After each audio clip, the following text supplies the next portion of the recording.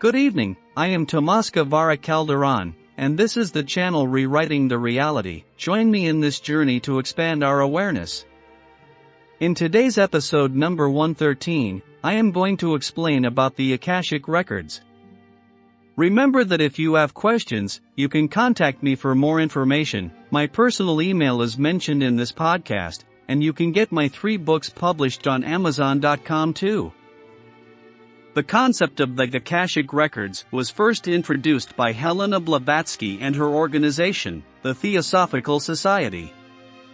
Theosophists derived the term Akashic from their study of Buddhist scriptures. Blavatsky characterized the Sanskrit term Akasha as a kind of life force and referred to indestructible tablets of the astral light that recorded both past and future human thoughts and actions. However, she did not specifically use the term Akashic in this context. Later, Alfred Percy Sinnett, another theosophist, coined the term Akashic Records, which is still used today.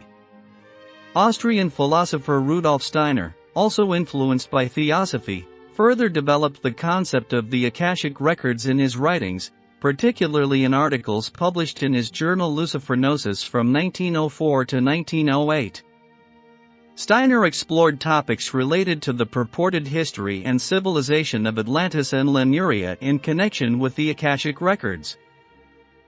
In summary, while the term Akashic Records has its roots in theosophy, it has been popularized and associated with spiritual and metaphysical ideas by various thinkers and writers over time.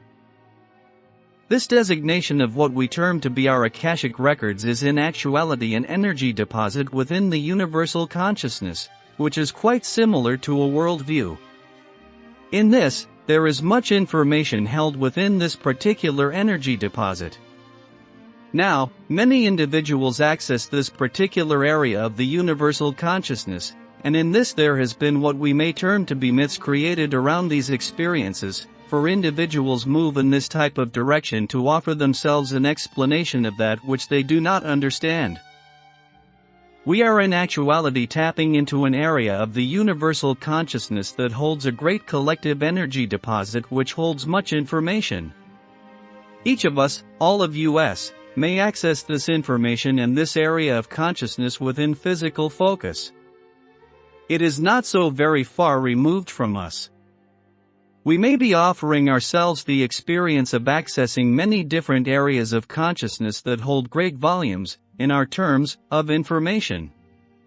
Now, this particular area of consciousness holding this particular energy deposit focuses basically with physical focus and information relating to physical focus, not necessarily to other areas of consciousness. This would be what you would term to be information in the area of riches of the ages, for a collective of energy has been deposited to be holding information of all of our physical focus or lives. In this, what has occurred in our terms is that each essence that is choosing to be entering into manifestation within this physical focus has chosen to participate in an energy deposit in this area. Now, many individuals throughout our history have tapped into this information, and within their respective belief systems refer to this information in different manners. But collectively, we refer to this as the Akashic Records, records of all the experiences of physical focus.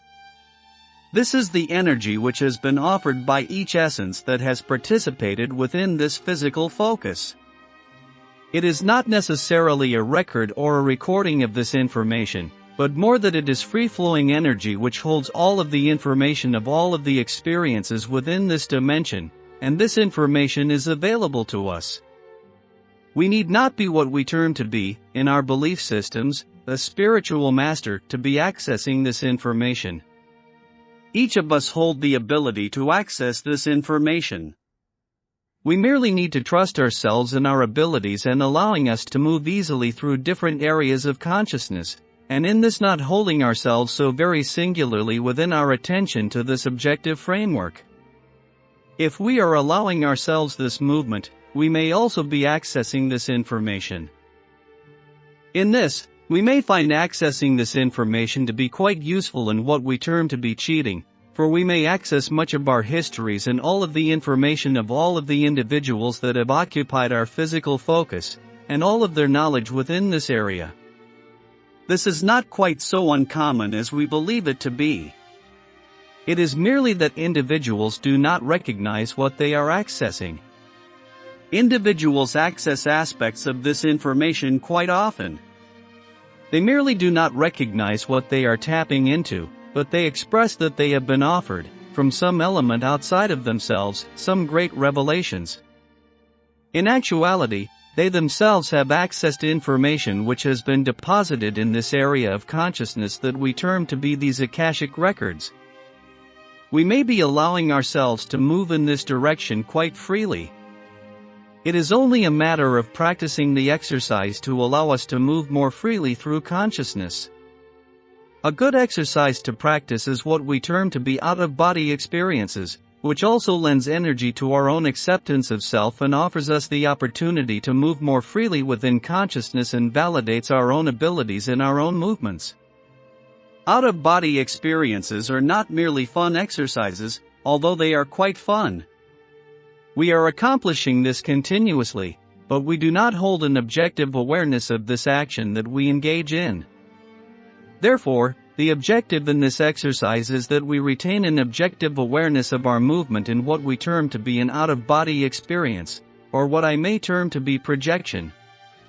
In this, although we are experiencing fun and freedom, which I am quite advocating of, we also simultaneously offer ourselves a very great validation of our own abilities, that we do hold the ability to move freely through consciousness and that we are not encumbered physically, so to speak, that although we possess a physical form and although we have created an objective physical reality, this physical reality is not the whole of us, and we hold much more mobility than we understand, and we hold much more abilities in our creativity that we allow ourselves to view. Therefore, I am quite encouraging about these activities, for they are quite validating for us. Don't forget to subscribe to this channel.